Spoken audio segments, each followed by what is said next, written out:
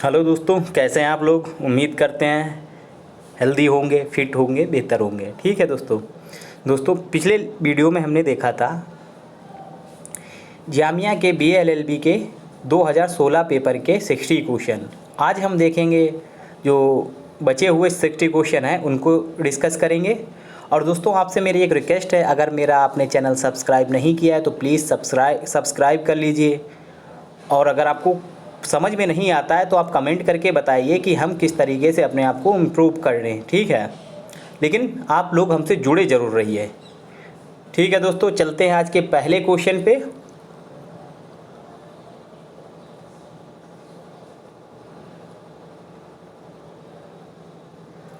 देखिए दोस्तों, कल हमने 60 क्वेश्चन कर लिए थे, आज हम देखेंगे 61।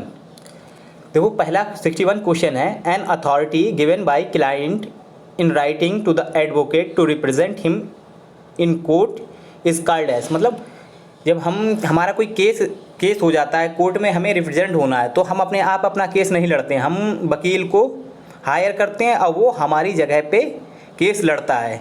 ठीक है दोस्तों, तो जो हमने उसे हायर किया और अपने आप को रिप्रेजेंट करने को कहा, ठीक है, कि तुम हमें कोर्ट में रिप्रेजेंट करो, तो उस अथॉरिटी को क्या कहते हैं दोस्तों। ए है एफिडेविट, बी है पावर ऑफ अटॉर्नी, सी वकालतनामा, D none of the above.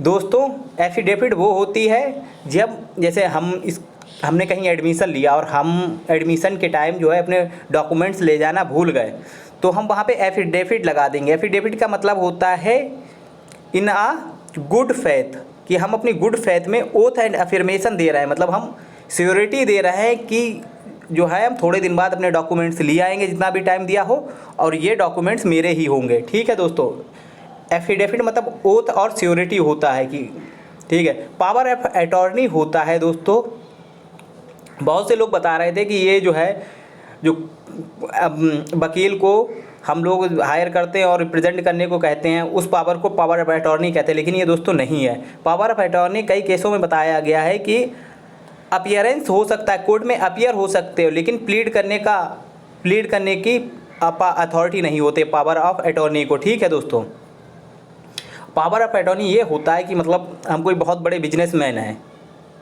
और हमारे यहाँ पे दिल्ली में कोई प्रॉपर्टी और हम रहते सऊदी अरेबिया के कोई दूसरी कंट्री में। ठीक है, हम एक अपना रिप्रेजेंटेटिव जो है अपॉइंट करेंगे, वो जो सारे एग्रीमेंट होएंगे या कहीं हमें कोर्ट में पेशी होना होएगा तो वो हमारा रिप्रेजेंटेटिव हमें रिप्रेजेंट करेगा। ठीक है, तो वो बोलते हैं power of attorney.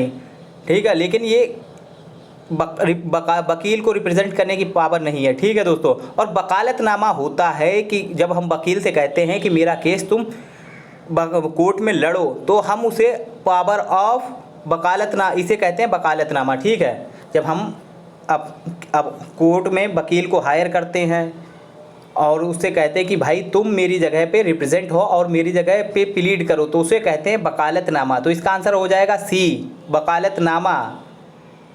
C for cat वाला, 61 का सी आंसर है दोस्तों। नेक्स्ट क्वेश्चन है 62, the emergency provision of Indian constitution are borrowed from the constitution of.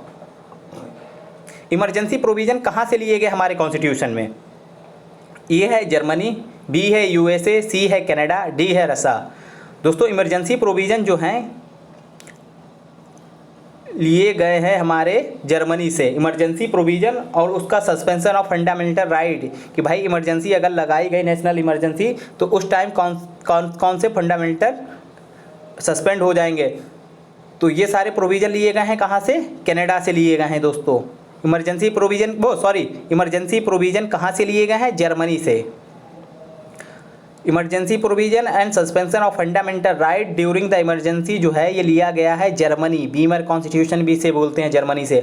और दोस्तों बी फॉर, इसका आंसर हो जाएगा ए फॉर एप्पल वाला, जर्मनी से दोस्तों इमरजेंसी प्रोविज़न लिए गए।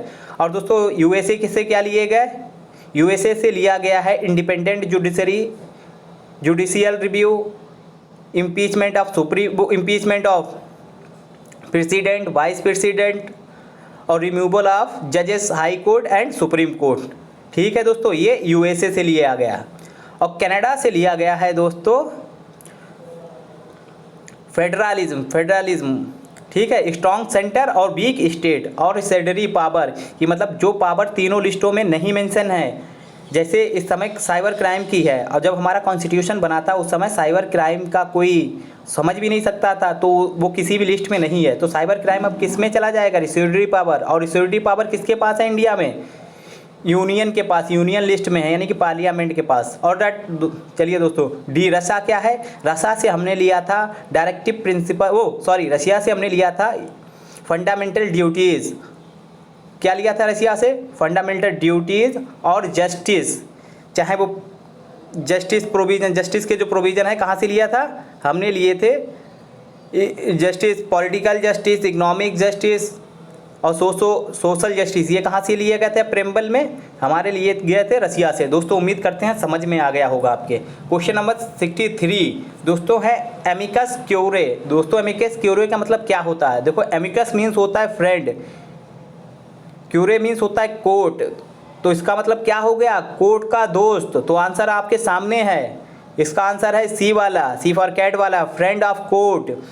या कोई भी ऐसा शख्स अपॉइंट किया जाता है कि मतलब कोई पर्सन अपॉइंट किया जाता है कि कोर्ट की हेल्प करे, कोर्ट को ठीक हेल्प करे, तो उसे भी क्या बोलते हैं? Amicus क्यूरे, court.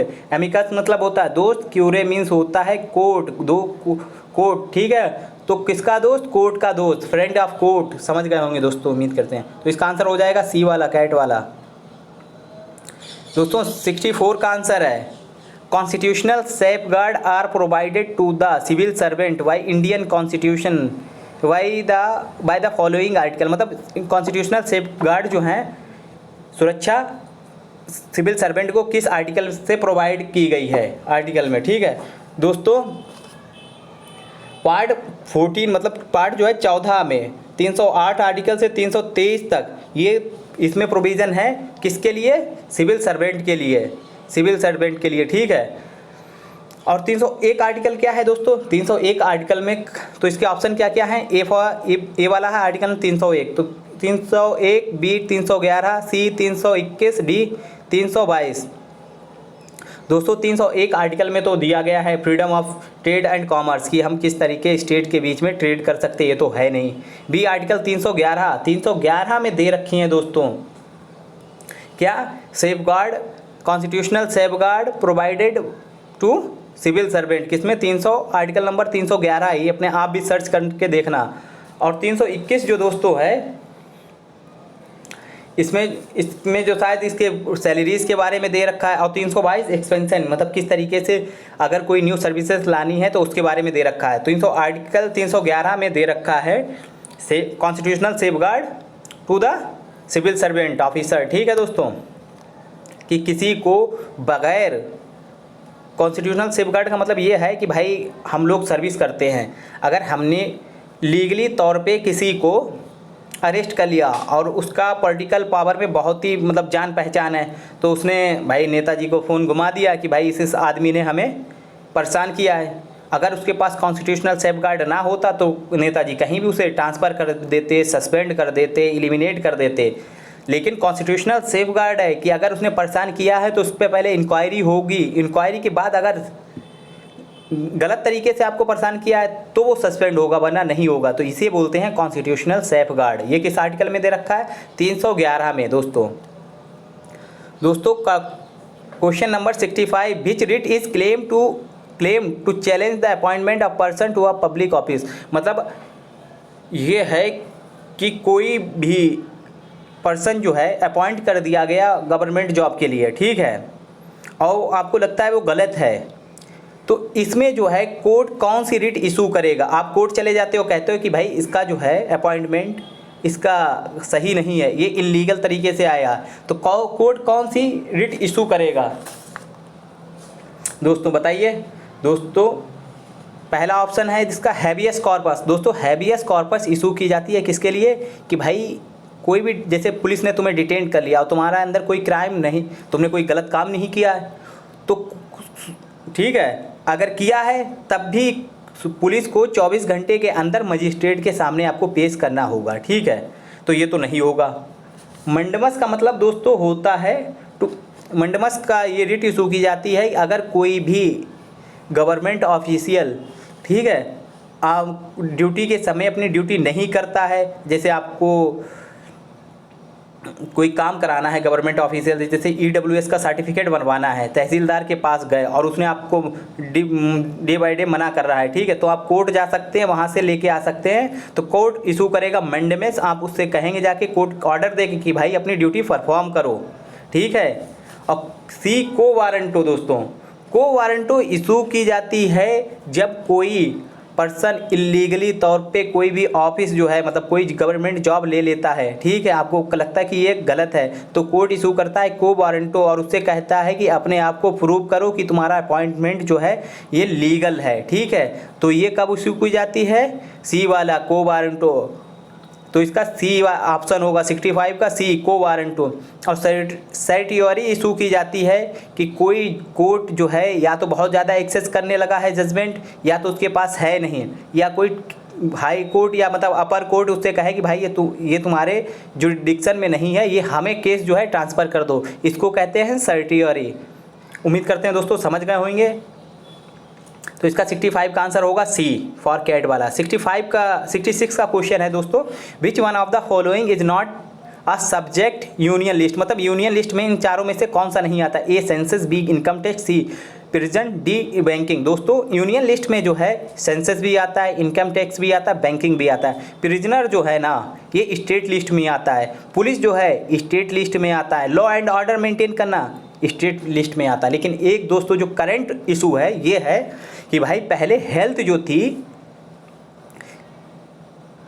थी स्टेट लिस्ट थी, लेकिन अब जो है हेल्थ को कंकरेंट लिस्ट में डाल दिया गया जब से पैंडेमिक कोरोना वायरस पैंडेमिक फैली है, इसे इमरजेंसी घोषित कर दिया गया, हेल्थ इमरजेंसी लगाई गई, तो हेल्थ को जो है कंकरेंट लिस्ट में डाल दिया गया। क्यों? क्योंकि ये जो है अब स्टेट और सेंटर दोनों इसके लिए लॉ बना सके और हम लोगों को बेहतर तरीके से फैसिलिटीज़ प्रोवाइड करा सके हेल्थ की, इसलिए हेल्थ को किस में डाल दिया गया? अभी कंकरेंट लिस्ट में। दोस्तों अब BCI की फुल फॉर्म क्या है? 67 का आंसर क्या है दोस्तों? 66 का आंसर है सी प्रिजन हो गया, प्रिजनर हो गए, क्या प्रिजनर हो गए, ये सी वाला कैट स्टेट लिस्ट में आता है।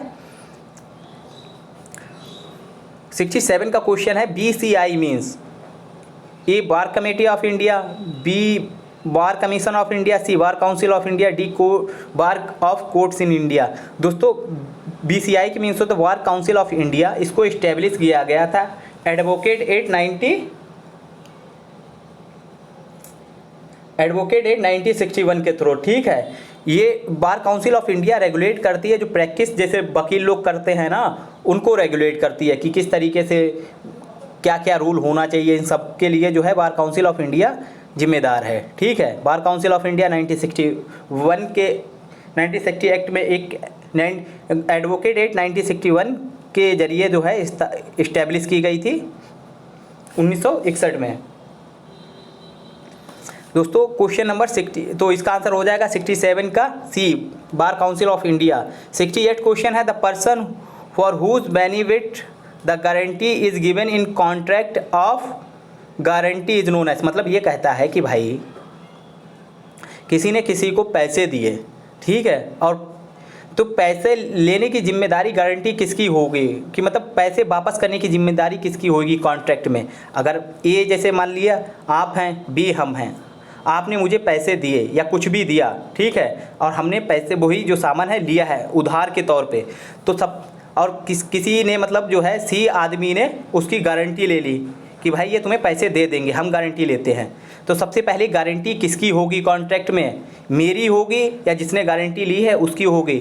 दोस्तों इसमें जो है प्रिंसिपल डेबिटर कौन है? हम हैं। तो किसकी जिम्मेदारी सबसे पहले होगी? हमारी होगी, प्रिंसिपल डेबिटर, ठीक है, आपकी जिम्मेदारी, ठीक है। और फिर दूसरी जिम्मेदारी होगी किसकी? जिसने कहा है कि भाई ये पैसे आपको वापस कर देगा, सी वाला, ठीक है, उसको क्या बोलते हैं? श्योरिटी जिसने ली है उसको बोलते हैं श्योरिटी, ठीक है। उसकी जिम्मेदारी सेकेंडरी होगी। सबसे पहले जिम्मेदारी किसकी होगी? प्रिंसिपल डेबिटर मेरी। तो इसका आंसर क्या हो जाएगा? सी फॉर कैट वाला आंसर हो जाएगा, ठीक है। 68 का सी फॉर कैट वाला आंसर। दो जैसे तीन लोग हैं, इन्हें कहा कि भाई तीन लोग हैं, जैसे आप हैं, हम हैं और एक बंदा और है, एक्स मान लेते हैं, ठीक है। हमने आपसे पैसे मांगे, आपने कहा कि भाई पहले जो है कोई सिक्योरिटी ले कि आप पैसे मुझे वापस भी करोगे, तो उस एक्स ने जो था कहा भाई पैसे दे दे, ये पैसे आपको वापस कर देगा। तो इसमें 3 पार्टी हो गई, लेकिन जिम्मेदारी की सबसे पहले किसकी होगी, गारंटी किसकी होगी, गारंटी किसकी होगी, मेरी, क्योंकि मैंने पैसे लिए, तो हम क्या हो जाएंगे, प्रिंसिपल डेबिटर, ठीक है। और जो एक्स है जिसने गारंटी ली होगी उसकी सेकेंडरी जो है, सेकेंडरी गारंटी होगी, सिक्योरिटी जिसको बोलते हैं सिक्योरिटी, ठीक है। तो इसका आंसर हो जाएगा सी। और प्लेजर मीन्स होता है जो आप सिक्योरिटी जमा करते हो, सिक्योरिटी जमा करते हो कहीं किसी से लोन वोन लेने के लिए, उसे बोलते हैं प्लेजर, ठीक है दोस्तों। 68 का सी आंसर है। 69 का है the oath to the 69 question है, the oath to a high court जज इज एडमिनिस्टर्ड बाई, मतलब हाई कोर्ट के जज को ओथ कौन दिलाता है, A governor, B chief minister, C chief justice of high court, D chief justice of supreme court. दोस्तों इसका आंसर हो जाएगा ए गवर्नर। जो हाई कोर्ट के जज को जो है ओथ दिलाता है, शपथ दिलाता है, वो होता है गवर्नर। और दोस्तों अपॉइंटमेंट कौन करता है, अपॉइंट करता है प्रेसिडेंट ऑफ इंडिया, और ओथ कौन दिलाता है, गवर्नर, हाई कोर्ट के जज को, ठीक है दोस्तों। उम्मीद करते हैं समझ गए होंगे। तो इसका 69 का ए आंसर हो जाएगा। व्हाट इज़ यूनिकैमरलिज्म, क्या है यूनिकैमरल लेजिस्लेचर, क्या है दोस्तों। यूनिकैमरल लेजिस्लेचर वो होता है जहाँ पे 2 हाउस होते हैं, लॉ मेकिंग मतलब हाउस में 2 हाउस होते हैं, जैसे एक अपर हाउस एक लोअर हाउस। जैसे हमारे यहाँ अपर हाउस क्या है, राज्यसभा, लोअर हाउस क्या है, वो लोकसभा। अपर हाउस है राज्यसभा, लोअर हाउस है लोकसभा। इसको हम क्या बोलते हैं, वाई कैमरालिज्म। यूनिकैमरालिज्म होता है जहाँ पे एक हाउस होता है। तो इसका आंसर क्या हो जाएगा, ये वाला है, ए आ लेजिस्लेचर कंसिस्टिंग ओनली 1 हाउस। यूनिकैमरालिज्म पूछ रहा है ना, तो जहाँ पे एक हाउस होता है, ठीक है। तो इसका आंसर ए हो जाएगा, a legislature consisting only 1 house. A for apple वाला आंसर हो जाएगा 70 का। दोस्तों 71, जजेस opinion can be said as, मतलब जजेस की ओपिनियन को क्या कहते हैं, A obiter dicta, B jus natural, और सी आर्बिट्रेशन, डी इनन ऊडो, इन्हें उंडो, डी वाला इन्हें उंडो, डी, ठीक है दोस्तों।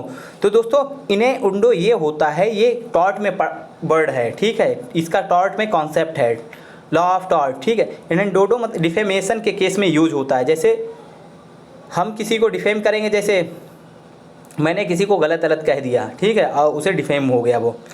अगर कोई हम लीगल वर्ड किसी के लिए यूज़ करते हैं फिर भी वो अगर डिफेम हो जाता है, उसको बोलते हैं इन एंड ऊडो। जैसे एग्जाम्पल के हिसाब से, जैसे कोई अगर प्रेग्नेंट मैरिड वीमेन प्रेग्नेंट है तो आप उसे प्रेग्नेंट बोल दोगे तो कोई गलत नहीं है, तो वो आपको डिफेम का केस नहीं लगा सकते कि भाई डिफेम का केस नहीं लगा सकते। जैसे मैरिड वीमेन है, अगर उसको आप प्रेग्नेंट बोल दो, वो प्रेग्नेंट है, तो वो आपके ऊपर केस नहीं लगा सकती डिफेम का, क्योंकि वो रियल में है, लीगल है और सोसाइटी इसे एक्सेप्ट करती है, ठीक है। लेकिन अगर कोई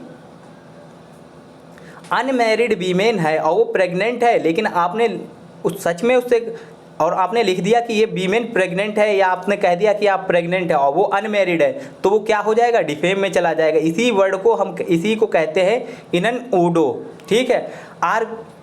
इनन ऊडो दोस्तों, ठीक है। और आर्बिट्रेशन होता है कि 2 पार्टी जो है किसी डिस्प्यूट को सहमति के साथ एग्रीमेंट के हिसाब से सॉल्व कर लें, उसको कहते हैं आर्बिट्रेशन, ठीक है। और जस्ट नेचुरला मीन्स होता है नेचुरल राइट, नेचुरला मीन्स राइट, वो नेचुरल मीन्स होता है नेचुरल, और just means right, natural right जो हमें मिलते हैं क्योंकि हम ह्यूमन हैं, ह्यूमन राइट भी उन्हें बोलते हैं, ठीक है। ऑबिटर डिक्टा मीन्स होता है जजेस opinion in written form, written document को, ठीक है, उसे क्या बोलते हैं, ऑबिटर डिक्टा। जजेस ओपिनियन इन रिटन फॉर्म जो है उसे बोलते हैं ऑबिटर डिक्टा। 71 का ए आंसर है, ए फॉर एप्पल वाला दोस्तों। 72 question, part fourth of the Indian constitution deal with, कौन सा है पार्ट 4 दोस्तों बताइए। A fundamental right, B directive principle of state policy, C fundamental duties, D centre state relation दोस्तों इसका है पार्ट 4 जो है ये बात करता है directive principle of state policy, article number 36 to 51 answer. ठीक है, आर्टिकल नंबर कहाँ से कहाँ तक डायरेक्टिव प्रिंसिपल हैं? 36 से 51 तक। और कौन से पार्ट में है? पार्ट 4 में है दोस्तों। ठीक है, बताइए दोस्तों फंडामेंटल राइट किस पार्ट में है और किस आर्टिकल से किस आर्टिकल तक है? कमेंट में बताइएगा अभी बिल्कुल। ठीक है दोस्तों, तो 72 का आंसर हो जाएगा बी। अब दोस्तों 73rd पे चलते हैं क्वेश्चन पे। 73rd क्वेश्चन है द जजेस of supreme court hold office till they attain the age of, मतलब सुप्रीम कोर्ट के जज जो होते हैं कितनी उम्र तक जो है होल्ड कर सकते हैं ऑफिस को, कितनी एज के तक। ठीक है, कितनी एज तक वो मतलब इस तरीके से कहते हैं उनकी एज, रिटायरमेंट एज क्या है। ठीक है, तो ए ऑप्शन है 58, बी है 60 और सी है 62 और डी है 65। दोस्तों सुप्रीम कोर्ट के जज की एज जो है रिटायरमेंट की वो है 65 और हाई कोर्ट की 3 साल कम है यानी कि 62। हाई कोर्ट की 62 एज है और एज है रिटायरमेंट की, और सुप्रीम कोर्ट की है 65। सुप्रीम कोर्ट की 65 और हाई कोर्ट की 62, याद रखना। तो इसका आंसर 73 का हो जाएगा D, 65 answer. Question number 74, legal aid to the poor is, legal मतलब लीगल एड जो है पुअर को किस में कहने, मतलब किस आर्टिकल किस पार्ट में कही गई? ए फंडामेंटल राइट में, B fundamental duty, C directive principle of state policy. Legal aid to the poor की पुअर को देने की बात कही है directive principle of state policy, article number 39A। Legal aid to the poor article number 39A। तो इसका answer हो जाएगा 74 का C, directive principle of state policy. Article number question number 75, which schedule of the Indian constitution contain the union list, state list and concurrent list. किस schedule में दोस्तों जो है ये डिवीज़न ऑफ लिस्ट जो है, डिवीज़न ऑफ पावर जो है किस उसमें कहा गया है? तीन को जो यूनियन लिस्ट, स्टेट लिस्ट को किस शेड्यूल में डिवाइड किया गया है? ए 6 शेड्यूल, बी 7 शेड्यूल, सी 8 शेड्यूल, डी 9 शेड्यूल। दोस्तों 9 शेड्यूल जो है लैंड रिफॉर्म की बात करता है, ज़मींदारी को एबॉलिश करने की बात करता है 9 शेड्यूल। ठीक है, और 6 शेड्यूल एडमिनिस्टर करने, गवर्नेंस की बात करता है। कौन से वो 4 स्टेट की? ट्राइबल एरिया के जो 4 स्टेट है तुम्हारे, आसाम, मेघालय, त्रिपुरा और मिजोरम। 6 शेड्यूल में एडमिनिस्ट्रेशन ऑफ ट्राइबल एरियाज कौन से वो 4 स्टेट हैं? आसाम, मेघालय, त्रिपुरा और मिजोरम। ठीक है, ये भी नहीं होगा, 9th 7th भी नहीं। अब और 8th शेड्यूल दोस्तों क्या है बताइए? 8th शेड्यूल आपका है ऑफिशियल लैंग्वेज, जो 22 ऑफिशियल लैंग्वेज है उनकी बात करता है, 8th शेड्यूल में दे रखी हैं। और 7th शेड्यूल में ये दोस्तों डिवाइड की गई हैं, यूनियन लिस्ट, स्टेट लिस्ट और कंकरेंट लिस्ट को डिवाइड किया गया है। ठीक है दोस्तों, 75 का बी आंसर। दोस्तों 76, which of the following article deal with writ jurisdiction of high court, जो दोस्तों हमने पढ़ी थी ऊपर 5, कौन कौन सी?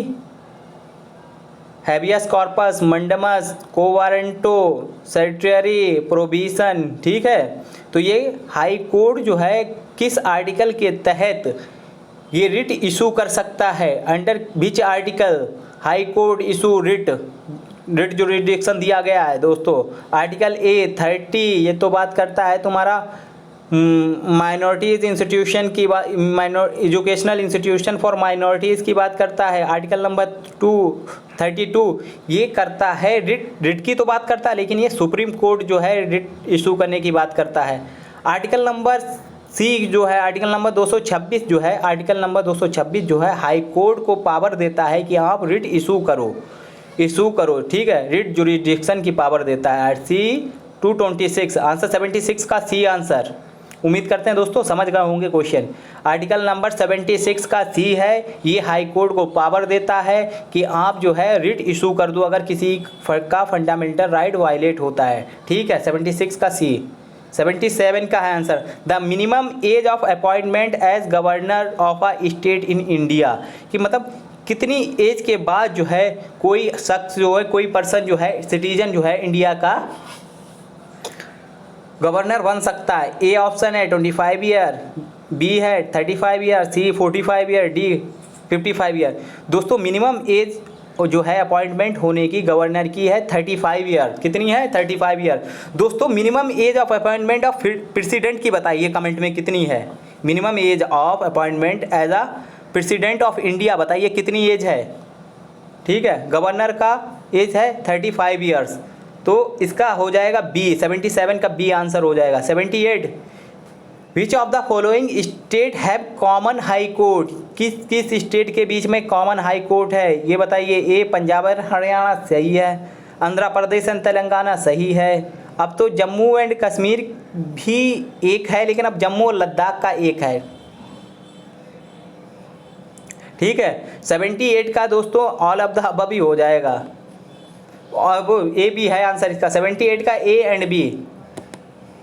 क्वेश्चन नंबर है 79, A B Dicey is propounder of which of the following doctrine? मतलब ए बी डाइसे एक पॉलिटिकल साइंटिस्ट थे, उन्होंने कौन सी जो है डॉक्ट्रिन दी थी? A rule of law, B separation of power, C prospective over ruling, D ultra vires. दोस्तों ए बी डाइसे ने दी थी क्या? रूल ऑफ लॉ की, और सेपरेशन ऑफ पावर दी थी Montesquieu theory of separation of power. Montesquieu ने दी थी सेपरेशन ऑफ पावर, और ए बी डाइसे ने दी थी रूल ऑफ लॉ। 79 का ए आंसर दोस्तों। अल्ट्रा वायरस मीन्स क्या है दोस्तों? अल्ट्रा वायरस मीन्स, ये भाई आपका लीगल मैक्सिम है, ये आंसर है। ए इसका क्वेश्चन, इसका ऑप्शन है A within the power, B beyond the power, C without the power, D none of the above. दोस्तों अल्ट्रा वायरस मीन्स होता है, अल्ट्रा वायरस मीन्स होता है बियॉन्ड द पावर। क्या होता है दोस्तों? Ultra vires means beyond the power. Ultra means beyond, virus means power, beyond the power. ठीक है दोस्तों। क्वेश्चन नंबर 81, 80 का हो जाएगा दोस्तों B. 81, who among the following is the x officio chairman of Rajya Sabha? कौन सा ऑफिस जो है एक्स ऑफिशियो चेयरमैन है राज्यसभा का? A president, B vice president of India, C speaker of Lok Sabha, D prime minister of India. दोस्तों एक्स ऑफिशियो मीन्स होता है by virtue of his office. ठीक है, तो वाइस प्रेसिडेंट ऑफ इंडिया जो है वो होता है राज्यसभा का चेयरमैन। क्यों? क्योंकि वो वाइस प्रेसिडेंट है। समझ रहे हो? इसी को बोलते हैं एक्स ऑफिशियो चेयरमैन और by virtue of his office. ठीक, तो दोस्तों 81 का आंसर हो जाएगा B, vice president, B for wall वाला, 81 का बी। दोस्तों 82, who appoint the member of state public service commission? A governor, B chief minister, C president, D none of the above. दोस्तों स्टेट पब्लिक सर्विस कमीशन के जो member होते हैं उन्हें appoint करता है गवर्नर। ठीक, कौन अपॉइंट करता है? गवर्नर। अगर किसी दो स्टेट के बीच में एक मतलब एग्रीमेंट हो गया है किसी एक्ट के थ्रू, दो स्टेट की ज्वाइंट पब्लिक सर्विस कमीशन है, तो कौन अपॉइंट करेगा? तो अपॉइंट करेगा प्रेसिडेंट।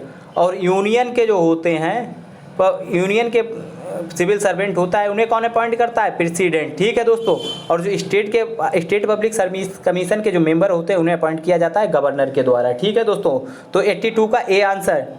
83 का दोस्तों, directive principle of state policy are taken from? मतलब directive principle of state policy हमने किस स्टेट के कॉन्स्टिट्यूशन से लिए हैं, किस कंट्री के कॉन्स्टिट्यूशन से लिया? A UK constitution, B French constitution, C USSR. मतलब यूएसएसआर का मतलब है यूनियन ऑफ सोवियत, ये रसिया जो आजकल है ना, इसी को हम पहले जो है यूएसएसआर कहते हैं। ये पहले मतलब 14-15 कंट्री थी, एक यूनियन थी उनकी। ठीक है, उसे बोलते थे यूएसएसआर, जो कि 1989 या 1991 में इसका जो है डिसइंटीग्रेशन हो गया। अब उसकी लेगेसी किसने ले ली है यूएसएसआर की? रसिया ने। रसिया जो है, अब रसिया को ही यूएसएसआर समझ लेते हैं। ठीक है, डी है आयरिश कॉन्स्टिट्यूशन। दोस्तों directive principle of state policy हमने ली थी आयरिश कॉन्स्टिट्यूशन, मतलब आयरलैंड के कॉन्स्टिट्यूशन से। ठीक है, और यूएसएसआर से हमने क्या लिया था? यूएसएसआर से हमने ली थी फंडामेंटल ड्यूटीज़ और जस्टिस के provision, social justice, economic justice, political justice. ठीक है, और फ्रेंच से हमने लिया था right to liberty, equality, fraternity, ठीक है। और रिपब्लिक फॉर्म ऑफ गवर्नमेंट, जैसे रिपब्लिक क्या है, रिपब्लिक ये है कि हमारा प्रेसिडेंट जो है ना उसे हम Republic, head of the state जो होता है ना उसे सॉरी दोस्तों, ठीक है। फ्रेंच से क्या लिया था, right, liberty, equality and fraternity और रिपब्लिक फॉर्म ऑफ गवर्नमेंट, ठीक है। और यूके से लिया था हमने पार्लियामेंट्री फॉर्म ऑफ गवर्नमेंट, क्या लिया था, parliamentary form of government, rule of law, और क्या नाम, parliamentary form of government, rule of law, single citizenship. कहाँ से लिया था दोस्तों, ये बहुत इंपॉर्टेंट है क्योंकि ये आ सकता है, सिटीजनशिप का इशू बहुत चल रहा है। तो अगर पूछ दिया जाए भाई सिंगल सिटीजनशिप का कॉन्सेप्ट हमने किस कॉन्स्टिट्यूशन से लिया था, यूके मतलब ब्रिटेन से लिया था, ठीक है। और जो रिट पिटीशन है, जो रिट इशू करता है high court, supreme court, under article 226 and article 32, ये कहाँ से लिया है, ये भी हमने ब्रिटेन के कॉन्स्टिट्यूशन से लिया है। कहाँ से, ब्रिटेन मतलब यूनाइटेड किंगडम, उसी को हम ब्रिटेन भी कहते हैं, ठीक है। तो दोस्तों 83 का आंसर है डी, आयरिश कॉन्स्टिट्यूशन। उम्मीद करते हैं आपको चारों ऑप्शन बेहतर तरीके से समझ गए होंगे। When was advocate act came into existence, देखो प्रीवियस क्वेश्चन में ही हमने आपको बताया था एडवोकेट एक्ट कब आया था, 1961 में आया था। इसी के अंडर जो है बार काउंसिल ऑफ इंडिया को इस्टेब्लिश किया गया, जो रेगुलेट करती है प्रैक्टिस जो है, जो प्रैक्टिसेस होती हैं कोर्ट के अंदर उनको, ठीक है। 84 का D answer, D for doll वाला।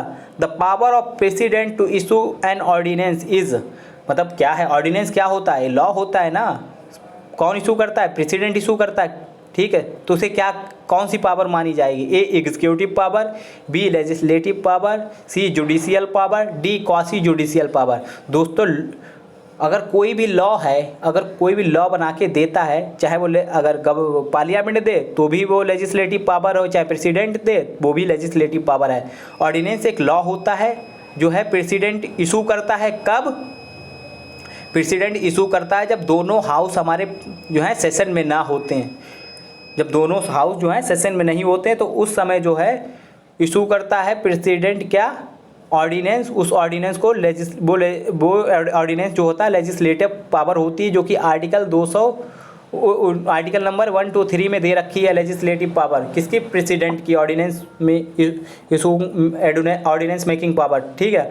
85 का आंसर है बी, लेजिस्लेटिव पावर। 86 क्वेश्चन पे चलते हैं दोस्तों। The 10th schedule of the Indian constitution deal with, 10th schedule जो है किसके लिए डील करता है, 10th शेड्यूल जो है A panchayat raj, B land reform, C language, D anti defection law. दोस्तों 10th शेड्यूल जो है हमारा डील करता है लैंड रिफॉर्म के लिए, 9th शेड्यूल हो गया, लैंग्वेज के लिए जो है ऑफिशियल लैंग्वेज दे रखी है 8th शेड्यूल में, पंचायत राज दोस्तों 11th शेड्यूल में है, एंटी डिफेक्शन लॉ पता किस आर्टिकल में है दोस्तों, वो कौन से शेड्यूल में है, ये है 10th शेड्यूल में। ये कब आया था, ये आया था आपका 1985 में। एंटी डिफेक्शन लॉ कब आया था दोस्तों, 1985 में आया था, और ये 10th शेड्यूल में है, ठीक है दोस्तों। ये एंटी डिफेक्शन लॉ ये होता है कि आप किसी पार्टी से इलेक्ट होके आए, लेकिन जब उसके खिलाफ जैसे कोई बिल आता है या कोई भी मोशन जो है पार्लियामेंट या स्टेट लेजिस्लेचर में पार्टी के खिलाफ आता है और आप पार्टी के अगेंस्ट जाके वोट कर देते हो, ठीक है, तो आपको डायरेक्ट जो है मेंबरशिप से एलिमिनेट कर दिया जाएगा और आपको 2-3 साल के लिए शायद इलेक्शन में बैन कर दिया जाए, आप इलेक्शन नहीं लड़ सकते, ठीक है। इसको बैन करने के लिए कि भाई कोई पर्सन एक पार्टी से इलेक्ट होके आया तो उसी पार्टी में रहे। अगर 2/3 पार्टी जाती है, मतलब 66% पार्टी के मेंबर चले जाते हैं, तो उस केस में एंटी डिफेक्शन लॉ नहीं लगेगा, ठीक है दोस्तों। तो 10th का है 86 का D, anti defection law, D वाला आंसर, ठीक है। उम्मीद करते हैं दोस्तों समझ में आ रहा होगा आपके।